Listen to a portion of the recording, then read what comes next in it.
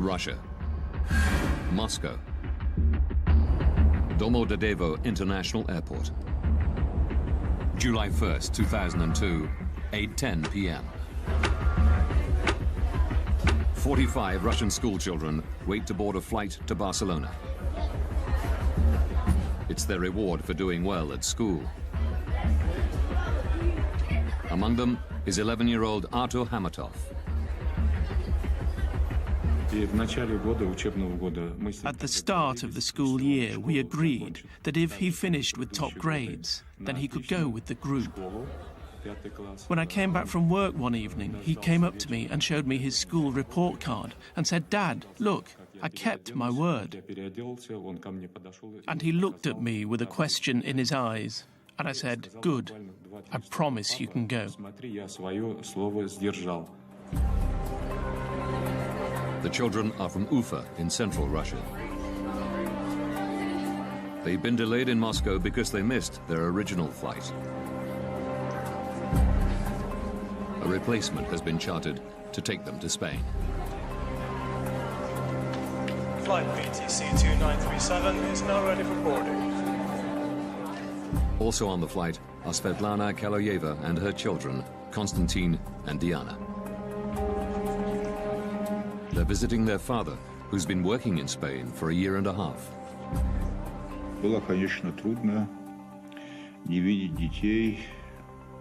I spoke to them on the phone every day, which made my stay easier.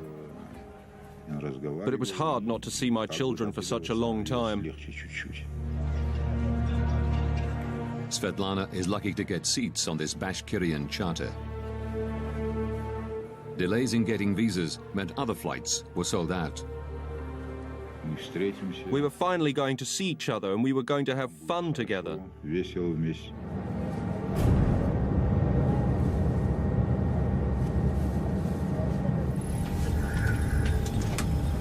The crew complete final preparations. Дамы и господа, вас приветствует капитан корабля. Добро пожаловать на борт башкирских авиалиний.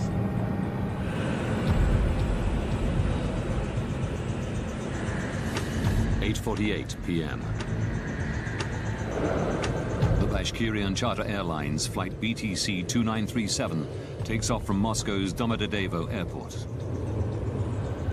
Distance to Barcelona, 3,000 kilometers. Estimated flight time, 4 hours, 20 minutes. Switzerland.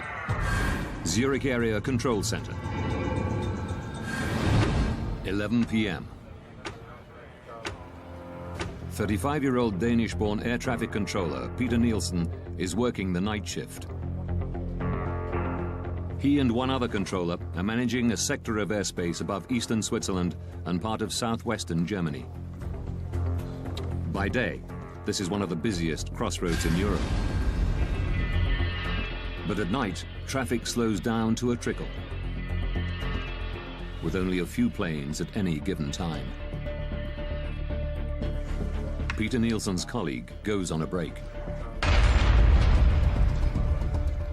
Nielsen is solely responsible for all Zurich area airspace. He sets one radar for traffic passing through his sector, and the other for planes coming into land at nearby Friedrichshafen Airport. But after 11 p.m., there are no scheduled landings.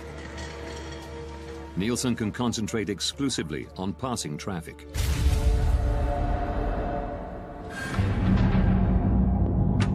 (11:06). Svetlana Kaloyeva and her children, along with the other passengers on the Bashkirian charter, cruise 36,000 feet above Austria.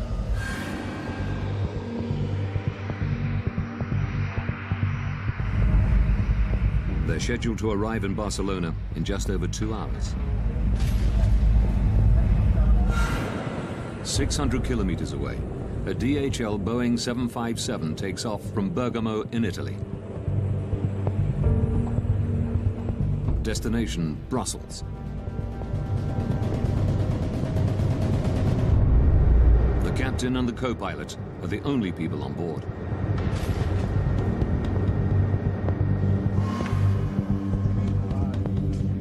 Maintenance engineers arrive in Nielsen's control room. So you will be working from the backup, okay? They've come to service the main radar.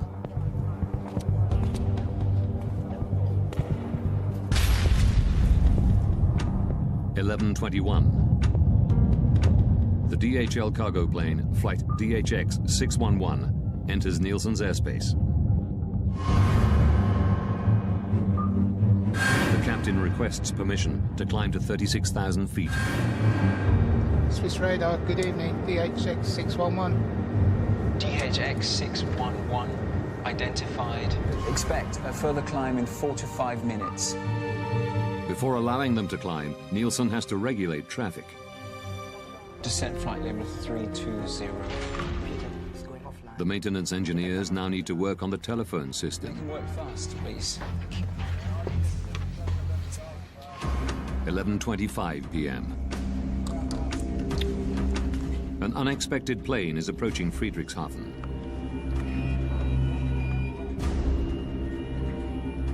Nielsen has to switch radar stations. A delayed Airbus, flight AEF 1135, is coming in to land.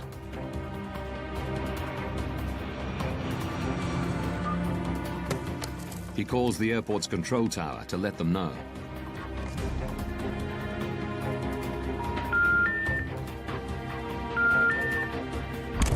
He can't get through. But he still has 10 minutes before the Airbus will land. So he moves back to the passing traffic radar.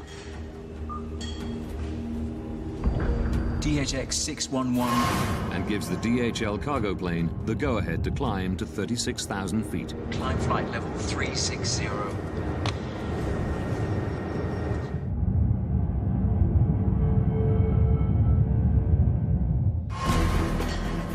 Nielsen then returns to the Airbus and calls Friedrichshafen Airport again.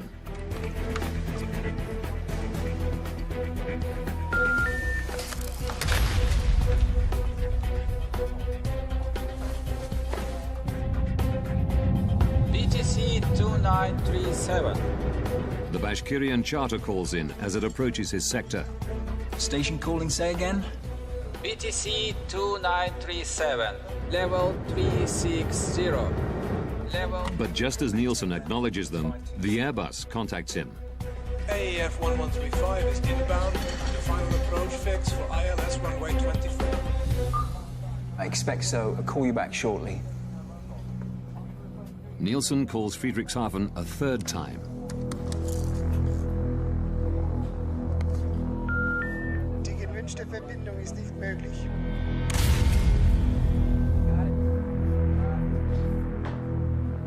AEF 1135. He radios the Airbus and tells them to contact the airport directly. I lost my phone connection to Friedrichshafen. Could you please call them on your second set? Affirm. The DHL plane is now flying over Switzerland at 36,000 feet. Suddenly, its onboard traffic collision avoidance system, TCAS, sounds an alert. Traffic. At exactly the same time, the Bashkirian plane's TCAS system also squawks.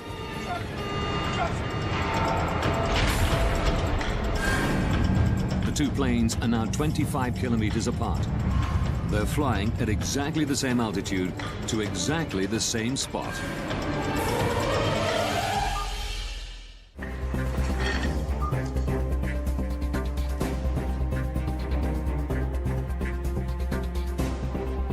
Peter Nielsen suddenly realizes he has an urgent problem. BTC 2937. He immediately tells the Russian pilots to descend. Descent flight level 350. Expedite, I have crossing traffic. Seconds later, their TCAS system says the exact opposite. Climb. Es ist klein. He's guiding us down. Climb. At the same time, the DHL's TCAS tells it to descend. Descend.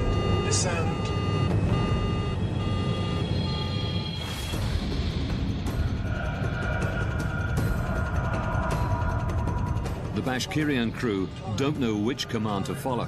Climb. Nielsen repeats his instruction.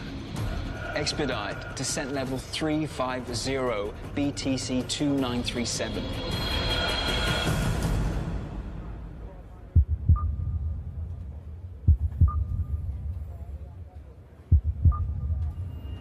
When he sees that they followed his orders, Nielsen tells them that the DHL plane is approaching from their right-hand side.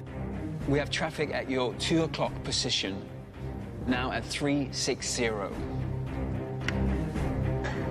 He switches back to the Airbus.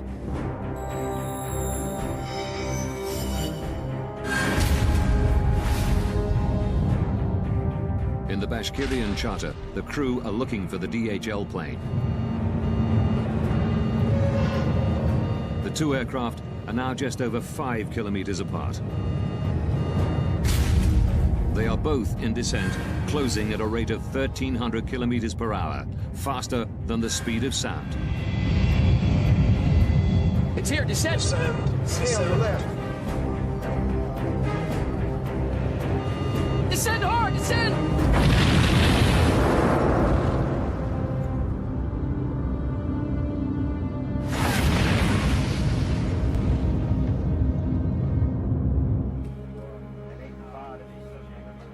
At 11:35 p.m.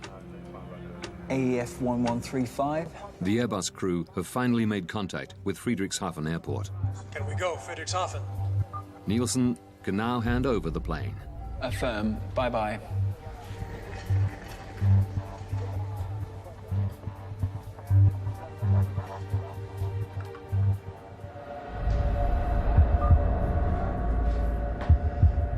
BTC 2937. BTC 2937.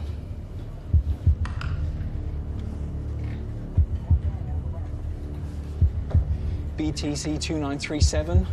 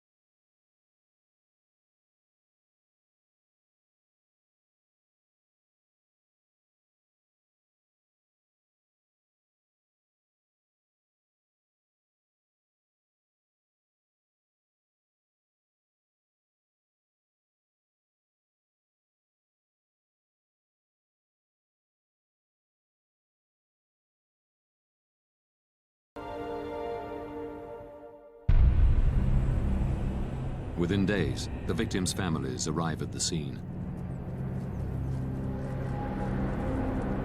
Among them is Zulfat Hamatov, father of 11-year-old Artur. Через 2 дня мы полетели в Германию. Это был шок. Мы все были в шоке. It was a shock. Many parents were fainting when we saw the broken plane wings, the broken tail. We still hoped that these children would run in, appear from somewhere, and probably every parent believed in some miracle. Vitaly Kaloyev flies in from Barcelona, holding out for news that his wife and children were not on the flight. One has to be certain. Maybe it was not my aircraft that crashed. Maybe something else had happened. Who can know without proof?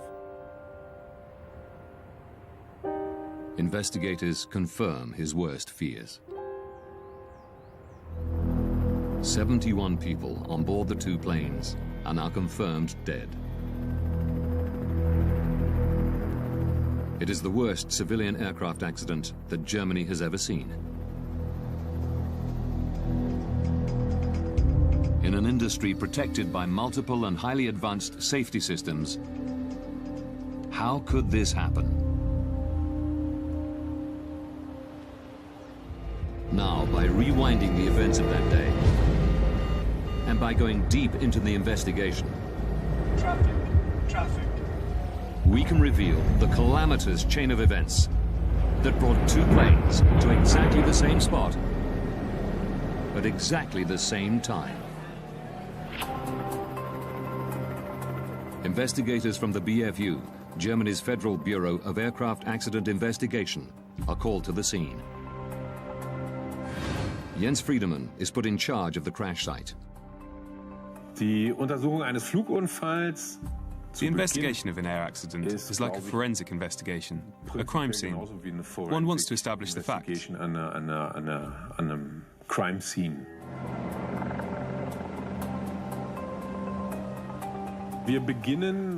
At the accident site, we start in total chaos. There's wreckage lying around everywhere. Also da liegen viele Wrackteile.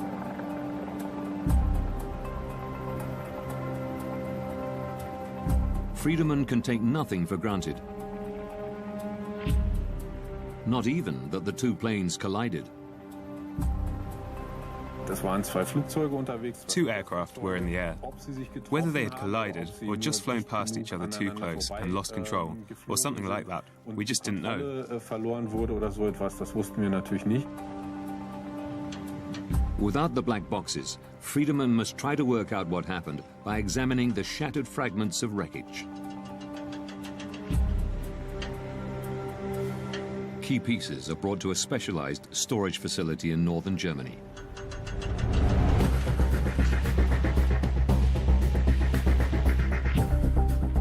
To Friedemann's eye, the mangled metal soon tells a clear story. The Boeing made contact with the Tupolev in one spot. The vertical tail section was broken off. The Tupolev was damaged around the left wing and on the left-hand side of the fuselage. There was also evidence of a collision on the underside of the right wing. The wreckage reveals that the DHL cargo plane and the Bashkirian charter did collide mid-air. We now know what happened. The question is, why did it happen? How could it happen that they got so close? At the crash site, amidst the fragmented pieces of the two planes, investigators have finally found what they've been looking for: the black boxes from both planes.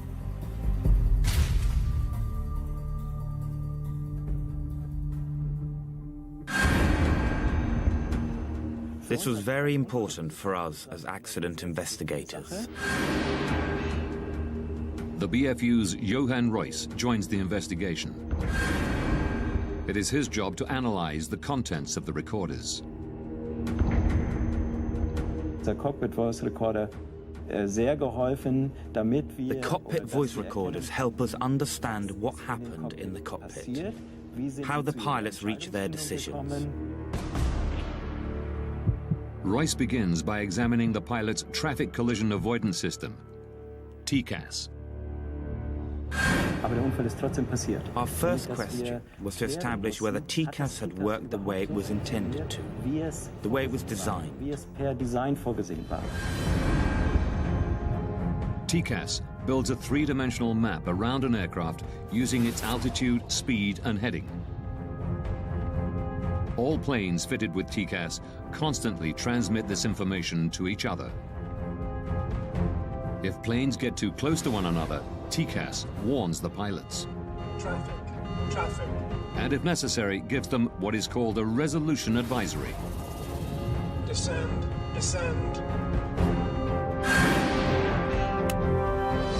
Examining the black box, Reuss quickly establishes that the system had worked the way it was supposed to. Traffic. Before the collision, both TCAS systems generated and displayed a resolution advisory. The Russian Tupolev was instructed to climb, and the DHL Boeing to descend. If the aircraft had followed these instructions, there would have been no collision. But while the pilots of the DHL plane obeyed TCAS, descend, descend. The Russian crew did not. Climb, climb. Experts from the United States are headed to the scene of the deadly mid-air collision of two aircraft in southern Germany. The Überlingen mid-air collision is now world news. The media are speculating freely and looking for someone to blame. The pilot of the Russian plane is said to have ignored repeated instructions from air traffic controllers. Why did the TCAS device meant to avoid collisions, in this case maybe help cause one? And why didn't the Russian plane descend when first ordered? A language problem? Controller commands are always in English. Black box recordings quickly eliminate one theory.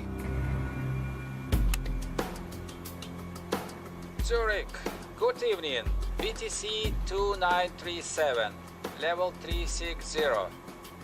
Wir haben mit diesem Cockpit Voice Recorder With the cockpit voice recorder, we were able to establish that language was not the problem. The Russian crew understood English perfectly well. But the recorders reveal a surprising fact.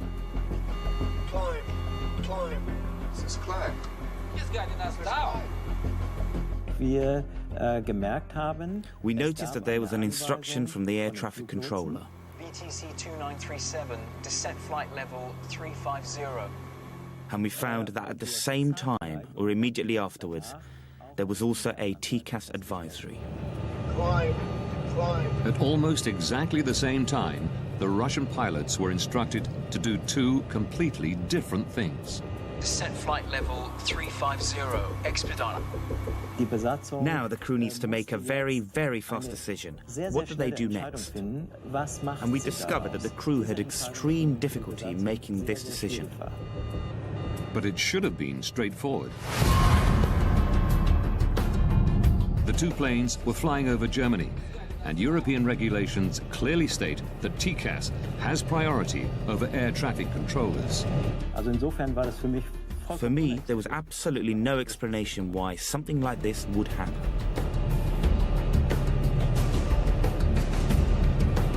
Climb, climb. Warum hat die Besatzung Why didn't the crew use TCAS the way it could and should be used? sollte oder TCAS nutzen könnte? By April 2001, TCAS was mandatory in most of the world.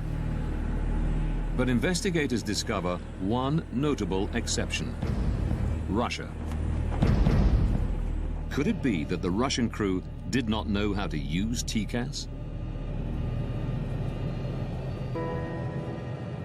Rustam Mustafin is a former Bashkirian pilot.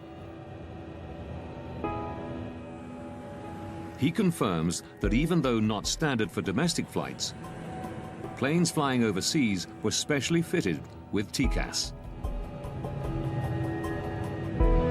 Как только международное сообщество ИКАО предъявило требования по оснащению. As soon as the TCAS requirement was introduced, the training school of Bashkirian Airlines ensured that our pilots were trained to use the system. Mustafin regularly flew with the pilots of flight BTC 2937. By the time of the disaster, we had acquired extensive experience using it. The crew knew how TCAS worked, but ignored its instructions. The Tupolev's flight manual, the pilot's operational Bible, reveals why. Wir haben aus diesen Handbüchern gelernt, dass We learned from these manuals that the orders from air traffic control always have a higher priority. immer eine höhere Priorität haben. The operations manual at the time stated that the air traffic control command was to be given precedence over TCAS in the event of the system issuing an alert. It said that the air traffic control had the final authority. Contrary to European regulations, the Russian crew were trained to use TCAS only as an advisory system and could choose to follow the controller's instructions if they wanted. They were following TCAS regulations, but Russian style. I would have done exactly what these guys did. I would have carried out the air traffic control command. Suddenly, we were able to understand why the crew acted the way they did. Investigators have discovered why both planes were in descent. While the DHL crew had followed TCAS, the Russian pilots obeyed air traffic control. But this doesn't answer a more basic question. TCAS is meant as a system of last resort. The planes shouldn't be close enough even to trigger it in the first place. Investigators have turned their attention to the air traffic control room. A controller must advise pilots to change altitude at least 2 minutes before a potential conflict. But Peter Nielsen didn't tell the Russian crew to descend until just 43 seconds before collision. BTC 2937 descent. Why did the air traffic controller issue the separation order so late? So late that the danger of an accident actually existed. Through shift logs and interviews, investigators learned that Nielsen was the only air traffic controller on duty on the night of July the 1st. Official Skyguide policy is to have a minimum of 2 air traffic controllers on duty at any given time. Investigators learned that it had become standard procedure at Skyguide for one controller to go on an extended break during the night shift. Tom Larsen was a close friend of Nielsen's, working alongside him for many years. The way that Peter was doing night shift, we did that all the time. There would only be one controller because there was very little traffic. Between 11 p.m. and 6 a.m., there are no scheduled landings at any of the airports in the area. But then, at about 11:25 on July the 1st, 2002, Nielsen is presented with an unexpected landing. There was an approach into Friedrichshafen Airport, which he had to coordinate. It's very unusual that one aircraft comes at that time for Friedrichshafen. I guess that the controller was a little surprised about that. Regulations state that Nielsen must contact the airport control tower before bringing the delayed plane in for landing. This should be routine. One push of a button and the phone connects directly to the Friedrichshafen tower. But records show that Nielsen can't get through. Investigators learned that because of maintenance work, Nielsen's phone system was in backup mode. Even then, the controller should be able to make a call at the push of a button. But a technical examination of the phones reveals a terrible problem.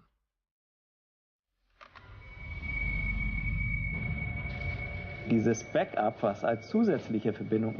backup should have been there as an additional link was not working that evening. Phone communication was not possible due to a technical problem. Nielsen tries repeatedly to call Friedrichshafen. A routine task is suddenly taking up most of his time. Die gewünschte Verbindung ist nicht möglich. He was busier than would normally have been the case because he had no way of making phone calls. He had to look for alternate solutions. He had to look for other ways to communicate. I lost my phone connection to Friedrichshafen. Could you please call them on your second set? Preoccupied with handing over the delayed Airbus, Nielsen ignores the passing traffic. It was like 5 minutes that he was focused on that problem. So that took his vigilance away from what was going on the screen, on the radar screen. But his radar has an emergency function that should alert him of the impending danger. Short-Term Conflict Alert, or STCA. Short-term conflict alert is another system like, it's similar to TCAS, just a ground-based system that helps us on the radar if we miss a conflict. If we don't see it in time, it will give us an alarm. 2 minutes prior to a potential collision, an STCA alert should flash on both of Peter Nielsen's radar screens, along with an audio warning. This is exactly what happens 180 kilometers away in Karlsruhe, Germany. Die Flugsicherung in Karlsruhe. Air traffic control in Karlsruhe had detected on their radar screen that 2 aircraft were getting closer than they should have been. Als es eigentlich sein sollte. Records reveal that the controller in Karlsruhe tries to call Nielsen to warn him. But Zurich's faulty backup phone system means he can't get through. Aviation rules say he isn't allowed to contact planes not in his sector unless the controller in charge has lost consciousness or has left his post.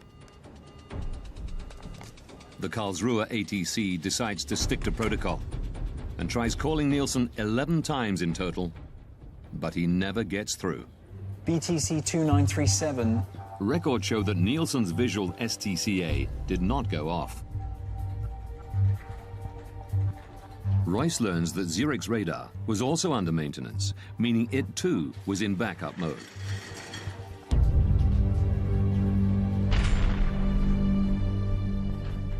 Durch die geplanten Arbeiten an dem The planned maintenance work on the radar system meant that not all the functions present during normal operations were actually available.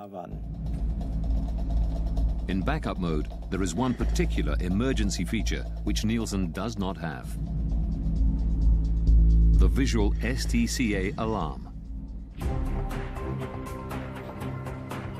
It's the final piece of the puzzle to explain why Nielsen didn't order the Russian plane to descend until a mere 43 seconds before collision. Die Untersuchung hat für uns gezeigt, dass The investigation showed us that a series of unlucky events all came together for air traffic control. zusammengekommen sind.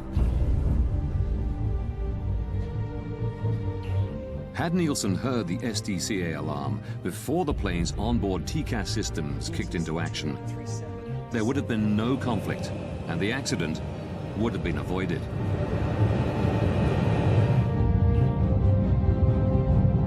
But then, one final twist. 19 seconds before collision, Peter Nielsen tells the Russian pilots that the DHL plane is approaching from their right-hand side. We have traffic at your 2 o'clock position, now at 360. Where is it? It is actually approaching from the left, the 10 o'clock position.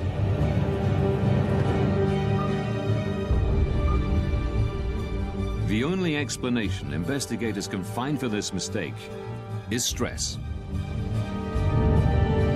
It's uncertain if the Russian pilots would have had time to pull up and avoid collision, even if they had spotted the DHL plane earlier.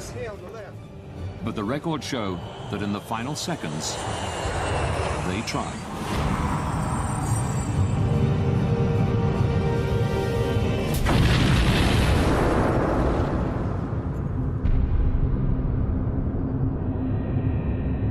Upon impact, the Bashkirian charter breaks into 4 pieces.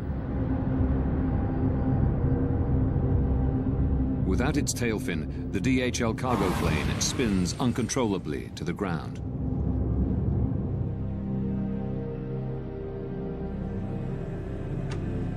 February 21st, 2004.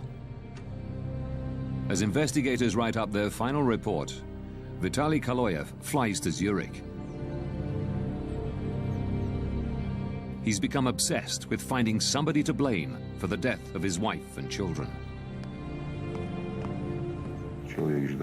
I wanted to hear them say, "We are responsible, but forgive us if possible." They killed so many children and nothing had happened. No apologies, no expressions of sorrow, nothing.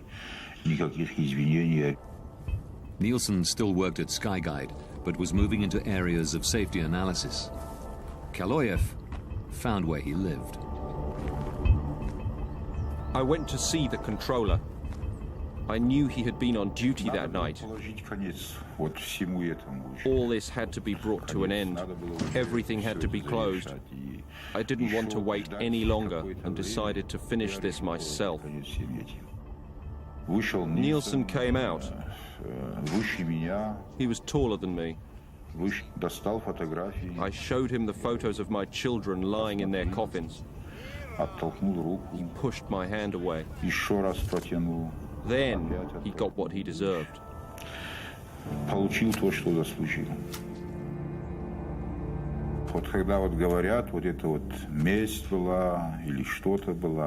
You know, some say it was revenge, but revenge is something insignificant. One is avenging when one has been deeply insulted, but this was not revenge. This was punishment.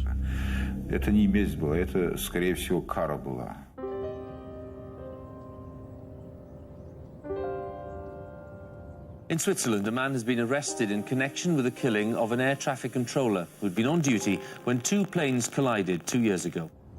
Hunted down and stabbed to death in front of his family. Murdered for a fatal mistake. Peter Nielsen was 36 years old. He and his wife had 3 children. After his arrest, Vitaly Kaloyev is held in a psychiatric institution, while the court decides whether he's mentally fit to stand trial. Kaloyev is convicted of premeditated killing and sentenced to 8 years in a Swiss prison. In November 2007, he's released after an appeal determines that he had acted with diminished responsibility because of the deaths of his wife and 2 children. Vitaly Kaloyev is unrepentant about his actions.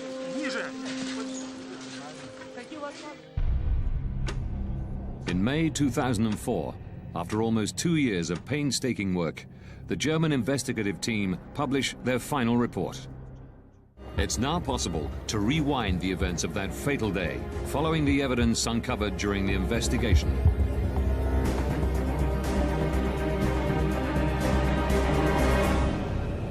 July 1st, 2002. 8:48 p.m. 2 hours, 47 minutes from disaster. A Bashkirian Airlines charter takes off from Moscow's Domodedovo airport. 20 minutes from disaster. At the Zurich Area Control Center, 2 air traffic controllers are on duty. One goes on a break. Peter Nielsen is now working alone. 12 minutes, 33 seconds from disaster. A DHL cargo plane enters Nielsen's airspace and requests permission to climb to 36,000 feet. 9 minutes, 49 seconds from disaster. A delayed Airbus is coming in to land at Friedrichshafen Airport. Nielsen tries to call the airport to hand over the flight. But his phone system is in backup mode due to maintenance, and the backup system has a fault. 5 minutes, 21 seconds from disaster. The Bashkirian charter radios Nielsen. It's flying at 36,000 feet and is about to enter his airspace. Good evening, BTC 2937. 2 minutes from disaster. The Bashkirian and DHL planes are now at the same altitude, less than 44 kilometers apart, closing in on each other faster than the speed of sound. The Short-Term Conflict Alert, or STCA, should now warn Nielsen of the impending collision. But his radar is also in backup mode, so the STCA is not fully functioning. 43 seconds from disaster. Nielsen finally notices that the 2 planes are on a collision course. He immediately tells the Russian pilots to descend. Descent flight level 350. Seconds later, TCAS goes off in both planes. It tells the DHL pilots to descend. Descend, descend. And the Russian crew to climb. Climb. He's guiding us down. Nielsen is unaware that both planes have been issued advisories. He repeats his instructions to the Russian pilots. Descent flight level 4. Russian guidelines allow pilots to make their own decisions in such conflict situations. Here, they follow Nielsen's command. Both planes are now in descent. 19 seconds from disaster. Nielsen believes the conflict is resolved. But before signing off, he tells the Russian crew that the DHL plane is approaching from the right. In fact, it's approaching from the left. 3 seconds from disaster. The Russian crew have spotted the DHL plane. They pull up, but it's too late. Descend hard, descend!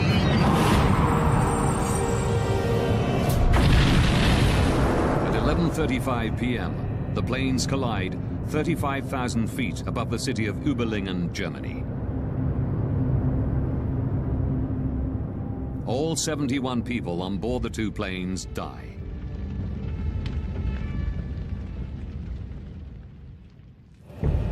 The German investigative report concluded that Peter Nielsen and the Russian pilots had made serious mistakes. But the primary cause of the accident was negligence on the part of Skyguide. In May 2004, immediately after the BFU report is published, at a press conference in Zurich, the CEO of Skyguide, Alain Rossier, issues a formal apology. Es sind auch bei uns Fehler gemacht worden und wir We too have made mistakes, and we most deeply regret this. We take responsibility, as outlined in the German investigation report. And we ask the families of the victims for forgiveness. In September 2007, a Swiss court finds 4 Skyguide employees guilty of negligent homicide.